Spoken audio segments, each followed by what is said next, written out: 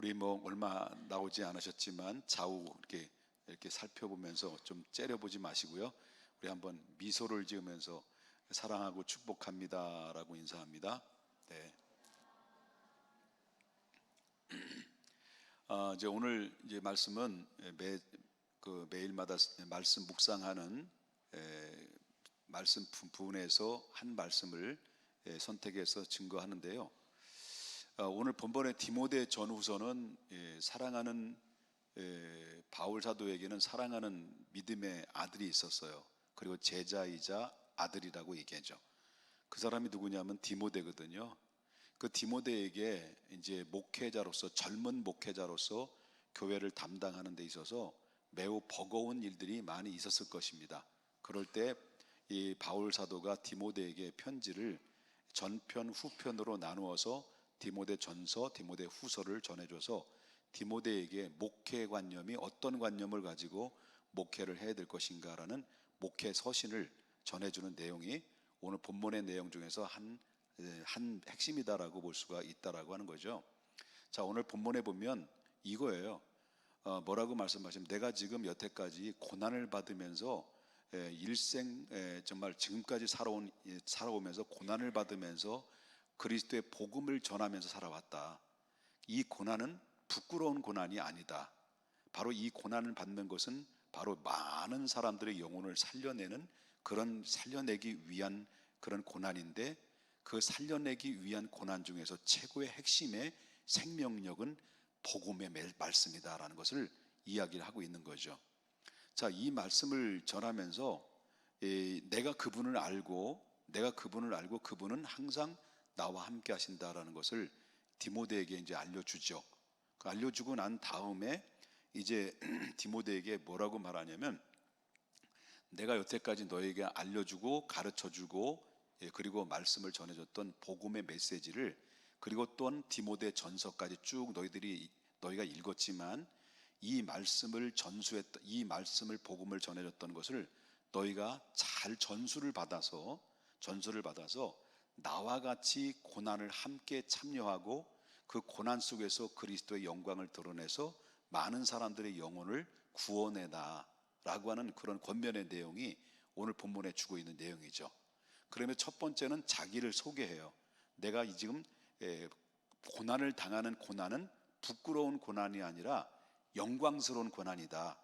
그러므로 너도 하나님께 부름 받았으니 나와 동일하게 내가 그리스도를 전하는 일에 너희도 나와 함께 전수를 받아서 그 길을 함께 걸어가자라는 말씀이고, 그 다음에 이제 마지막 구절에 이제 14절에 나오는 말씀은 누가 우리를 지켜줄 것이냐. 주를 위해서 살고 주를 위해서 복음을 전하고 생명 영혼을 살리는데 최선의 삶을 살아가는 가운데 있어서 우리 혼자 하나님의 일을 감당하는 것이 아니라 바로 누구로부터 힘을 얻고 누구가 나를 도와주고 있느냐를 할 때 이 14절에 보니까 우리 안에 거하시는 누구라 그랬어요? 성령이라 그랬어요. 성령으로 말미암아 우리의 부탁한 아름다운 것을 지키라라고 말씀을 하고 있는데, 그래서 오늘 핵심적인 말씀은 여러분 꼭 잊지 말아야 될 것은, 첫째는 내가 하나님께로 부름받았을 때 고난받는 것은 부끄러운 것이 아니다.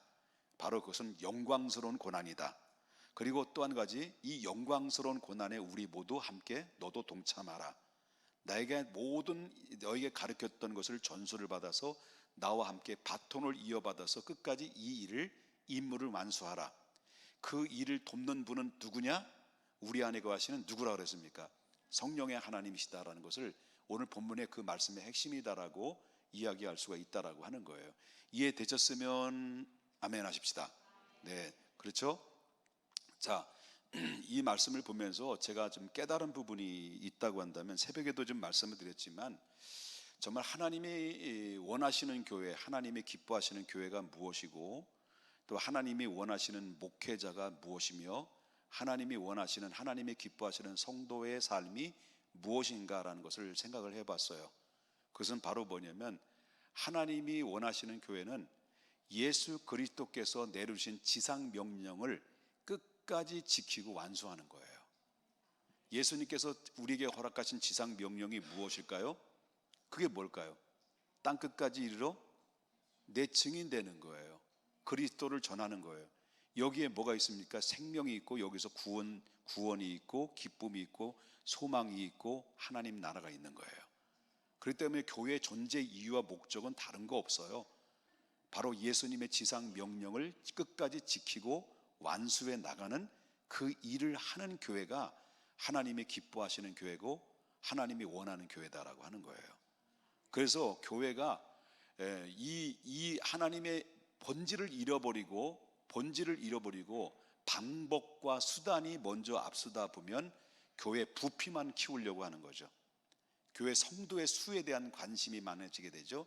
그래서 몇 천 명 모이고 몇만 명 모이는 게 목적을 두고 하다 보니까 바로 사람의 머리 숫자를 채우기 위해서 목적 의식 속에 살아가다 보니까 뭘 놓쳐버리니 본질을 놓쳐버릴 수 있다는 거죠. 그 본질이 뭐예요? 하나님의 가장 귀하신 지상 명령인 하나님의 복음 사역에 하나님의 기뻐하시는 일을 잃어버리게 된다라는 거죠. 그렇기 때문에 가장 중요한 것은 본질을 잃어버려서는 안 된다라고 하는 것을 보게 된다라는 거고요. 자, 그렇다면 목회자도 물론 마찬가지죠. 목회자도 하나님을 기쁘시게 하는 그런 목회자로서의 세움 받아야 되고 그리고 쓰임 받아야 된다. 그래서 목회자는 절대적으로 야망을 가져서는 안 된다. 교회를 등을 입어서 성도의 머리 수에 등을 입어서 바로 교세를 등을 입어서 유명해지고 그리고 또 이름을 또 알리고 그리고 많은 사람들의 권위를 가지고 누리려고 하는 것은 그런 목회자의 본질을 잃어버린 것이다 라고 하는 것을 저는 믿습니다. 그렇다고 해서 김 목사는 너는 정말 겸손하게 잘 지키고 있냐? 저도 명예욕이 있고요. 조금 좀 더러운 면도 좀 있어요. 없잖아. 그렇지만 우리의 본질적인 중심은 하나님을 향한 마음을 가지고 있어야 된다라는 것을 보게 되고요. 그리고 또 우리 교회 안에서 이제 우리 교회 성도님들의 삶은 어떻겠습니까? 똑같은 거예요. 우리 살아도 주를 위해서 죽어도 주를 위해서 사나 죽으나 주의 영광을 위해서 주님의 기쁨의 목적으로 삶을 살아가는 것이 우리의 삶의 목적은 의식주의 문제가 아니라 그의 나라와 그 의를 목적으로 두고 살아가는 사람들에게는 의식주의 문제는 자동적으로 딸려온다는 것을 보게 된다라고 하는 거예요. 믿으시면 아멘 하십시다. 그러기 때문에 바로 이 사도 바울은 디모데를 너무 잘 알고 있었던 거예요. 약한 부분이 무엇이고 그리고 저가 얼마나 경건한 사람이라는 것을 너무나도 잘 알고 있었기 때문에 바로 이 말씀을 전해주면서 꼭 기억해야 될 것이 뭘까라고 좀 생각해 봤어요. 그것은 바로 뭐냐면 바울 사도는 지금 나이가 많아서 노사도가 된 거예요. 노사도가 된 거예요. 이제 얼마 후면은 하나님께 부름받아서 순교를 각오하고 그리고 이제 마지막 디모데후서 4장에 보게 되면 노사도가 자기가 얼마 하면 로마에 가서 장렬하게 순교를 당할 것이라는 것을 예측을 한 거예요. 그래서 마지막 로마서 4장에 보면 나의 선한 싸움을 다 싸우고 나의 달려갈 길을 나의 선한 싸움을 다 싸우고 나의 달려갈 길을 다 마친 후에 나를 위해서 뭘 기다린다고 그랬어요? 의의 멸관이 기다린다라고 이렇게 말하면서 나는 선한 싸움을 싸워왔다. 이제 마지막 하나님께로부터 부름받을 때가 다 됐다. 이제 얼마 하면 로마에 가서 복음을 전하다가 장렬하게 하나님 앞에 부름받고 가야 될 것이다 라고 하는 이 마지막 유언 섞인 메시지를 남기고 이제 마무리를 했던 것이죠. 디모데 후서가. 그러니까 그때 당시에 나이가 많은 노사도로서 자기의 남은 사역이 얼마 남지 않았다라는 거예요. 이해되셨습니까? 얼마 남지 않은 거예요. 지금 얼마 남지 않았는데, 그런데 이 자기가 지금 하나님께 부름 받으면 이 복음을 끝까지 이 하나님의 거룩하신 지상 명령인 땅 끝까지 이르러 그리스도를 증거하는 일에 있어서는 너무 제한적인 시간이 남아 있기 때문에 내가 못다 한 일들을 누가 계승해 주기를 원했던 거예요.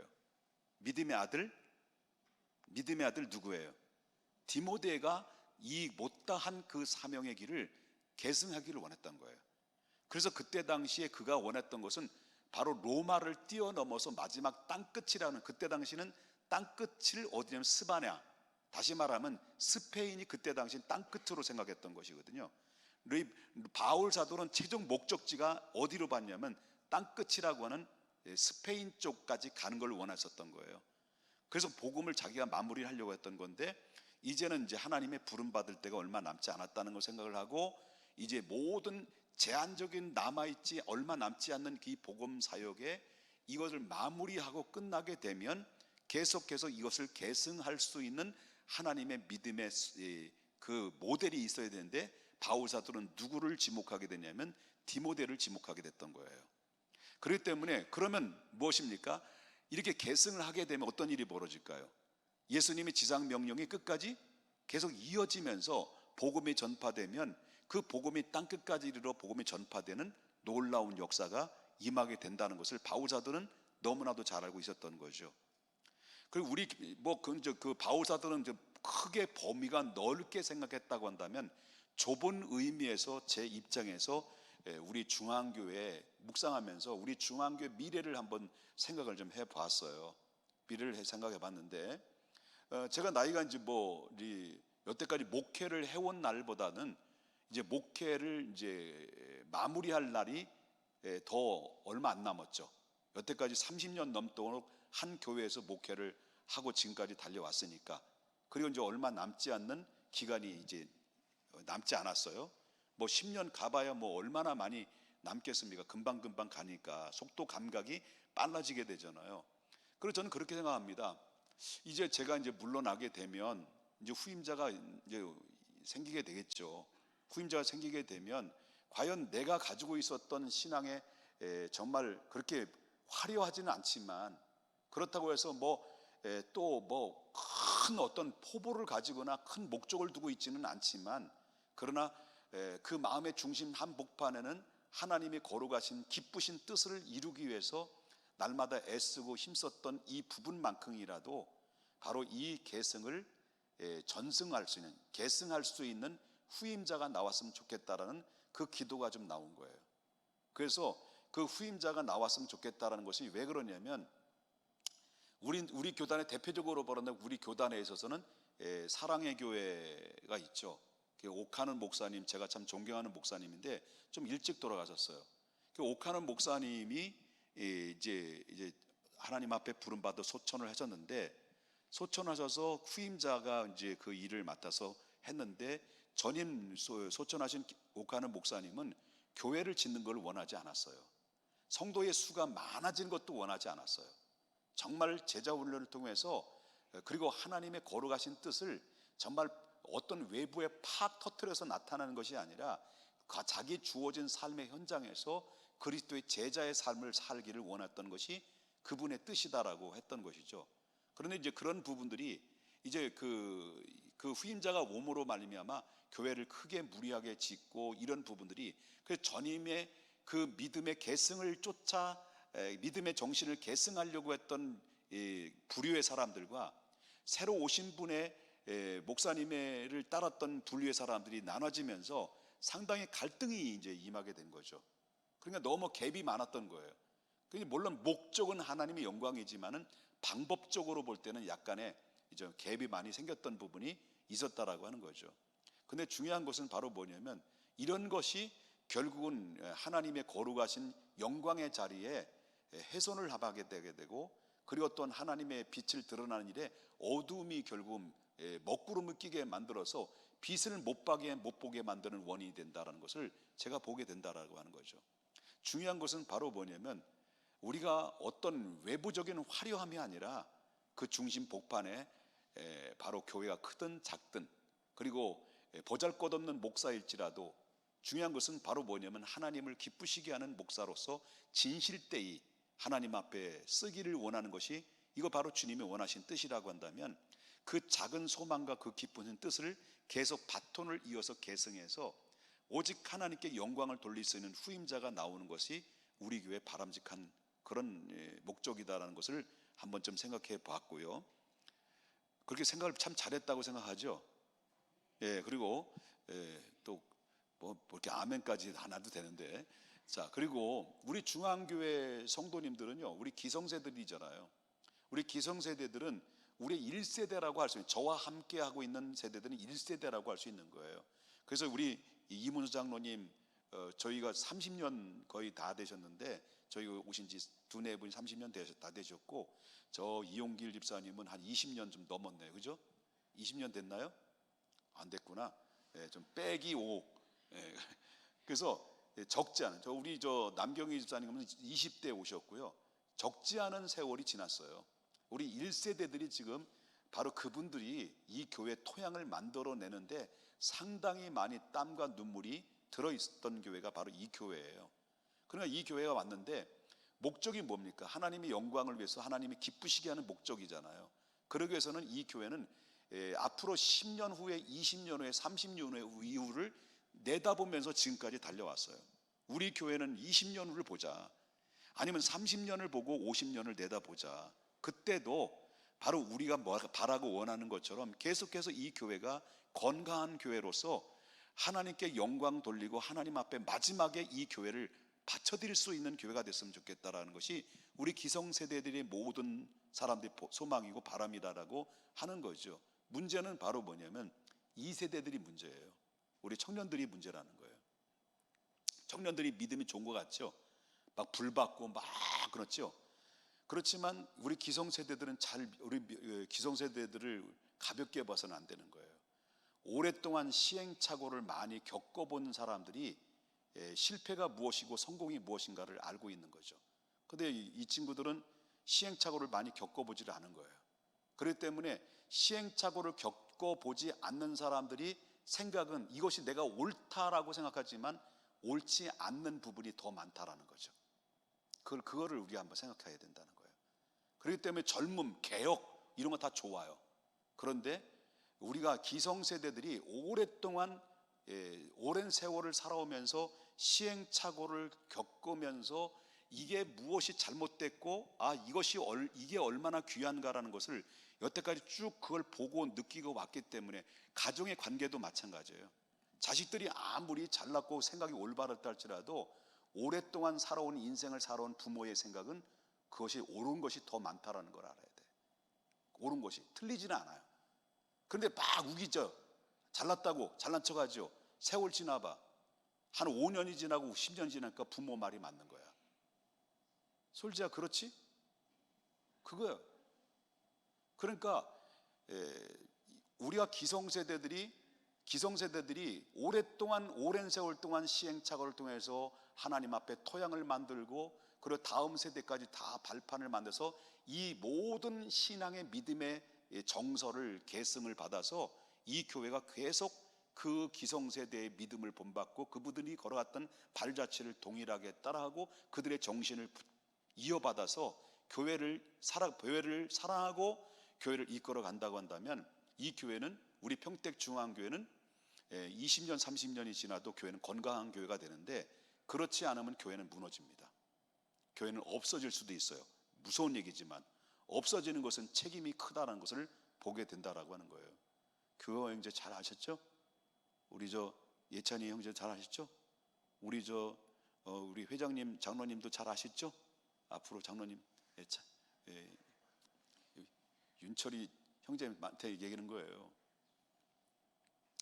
그러니까 우리 1세대들이 걸어갔던 발자취를 여러분들이 또 뭡니까? 다음 세대들을 신경 써야 되겠죠.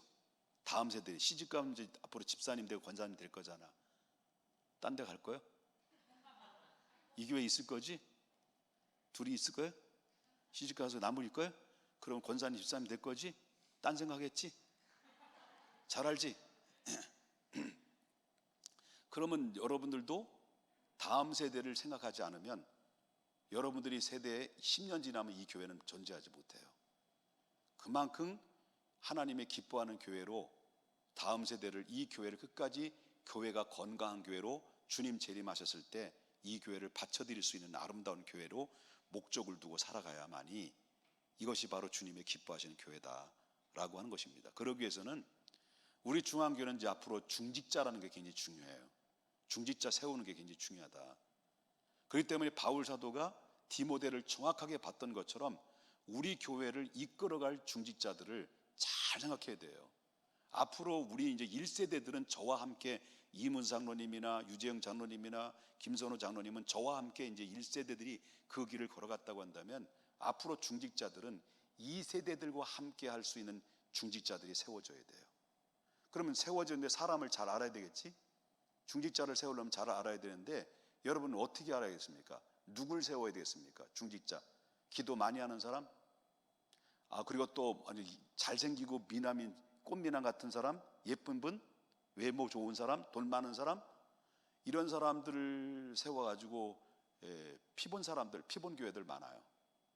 중요한 것은 바로 뭐냐면 사람 외모로 보면 안 돼요. 가장 중요한 것은 믿음도 있다가도 없는 거예요.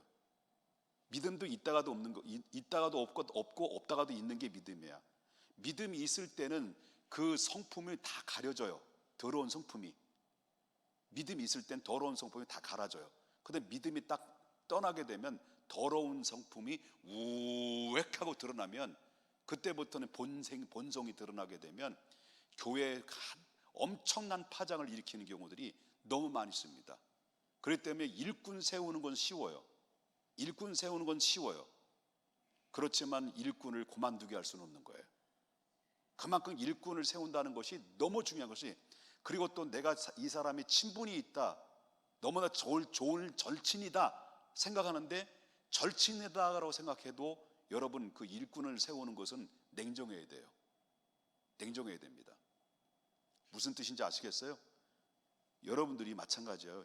이 세대들, 앞으로 다음 세대를 이끌을 지도자를 세울 때는 중요한 것은 바로 뭐냐면 사람을 외모로 봐서는 안 되는 거예요. 성품을 봐야 돼요. 성품이 좋아야 돼요. 제가 겪었던 게 그거예요. 우리 교회 장로님들이 성품이 다 좋으셔요. 순수하시고. 그러니까 중요한 것은 바로 뭐냐면 일꾼을 세울 때는 어떻게 열심히 내고, 열심도 하다가도 열심히 있다가도 안 하다고 그래요. 사람이 그래요. 기분에 따라서. 중요한 것은 바로 뭐냐면 사람을 볼 때 외모도 보지 말고 정말 그 사람이 진실한 일꾼인지를 보려면 성품과 함께 더불어 그 삶의 열매를 보라는 거예요. 열매. 겉모양을 보는 게 아닙니다. 열매를 봐야 돼요.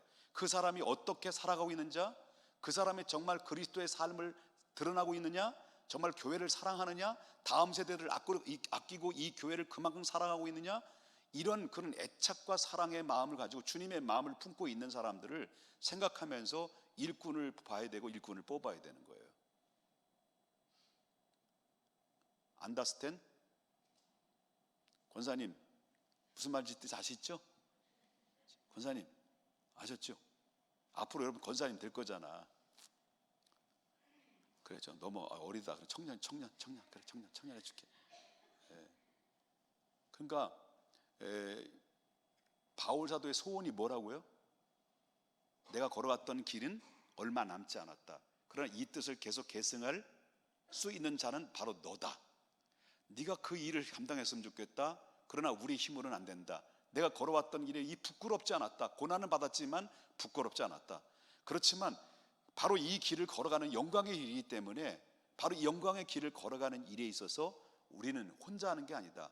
바로 주님이, 성령님이 함께 하신다라는 믿음을 가지고 그들은, 그 사도 바울은 디모데에게 이야기했던 것처럼 우리도 이렇게 우리 교회가 하나님의 기쁨이 될 수 있는 교회가 이렇게 계속해서 믿음의 계승이 계속 이어지게 된다면 바로 우리 교회는 100년이 가도 바로 주님의 기뻐하는 든든한 교회가 될 수 있다라는 소망을 가지고 여러분 우리의 믿음으로 그렇게 승리할 수 있기를 바랍니다. 소민아, 소민 맞지? 네, 소민도 마찬가지야. 그러니까 여러분들은 기성세대들의 가장 이제 빨리 기성세대로 올라올 수 있는 가능성이 높은 사람들이기 때문에 여러분들이 굉장히 중요하다는 걸 알아야 돼요. 여러분들 역할이 20대 제1청년회가 굉장히 중요한 거예요. 중심 잘 잡아야 돼. 중심 잘 잡아서 정말 하나님의 기뻐하는 길에, 정말 하나님의 기뻐하는 일에 훼손당해서는 안 되는 것이고, 훼손당하는 외부든 내부든 간에 이 공동체를 무너뜨리려고 하는 것들은 이런 모든 세력들은 용납해서도 안 되는 것이고, 그래서 용납해야 될 게 있고 용납하지 말아야 될 게 있어요. 그 용납해야 될 것을 용납을 해야 되는데 용납하지 말아야 될 것을 용납해버리면 그거는 엄청나게 큰 파장을 일으키게 되는 부분이기 때문에 거짓 진리 앞에는 용납해서도 안 되는 것이고요. 바로 절대로 바로 이 교회가 주님 오실 그날 때까지 여러분 끝까지 승리할 수 있기를 저는 바라고 있습니다. 앞으로 기성세대들 대이어서 우리 여기 많이 청년들이 있고 학생들이 있지만 얼마 안 남았어요. 10년 후는 여러분들이 30대, 30 중반이야. 10년 후면 30 중반이야. 금방이에요. 그리고 학생들도 10년 후에는 바로 30 초반이야.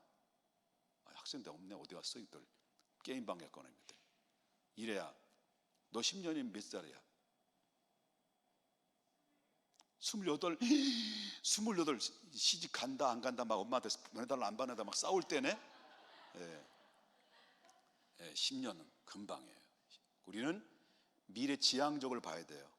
주님 나라를 바라봐야 되지만 이 땅에 존재하는 한 멀리 10년 20년 후를 바라보면서 준비하면서 우리 교회가 탄탄한 교회로서 주님이 기뻐하는 교회로서 우리 함께 멋진 교회로 만드는 하나님의 사람들 될 수 있기를 주님의 이름으로 축원합니다.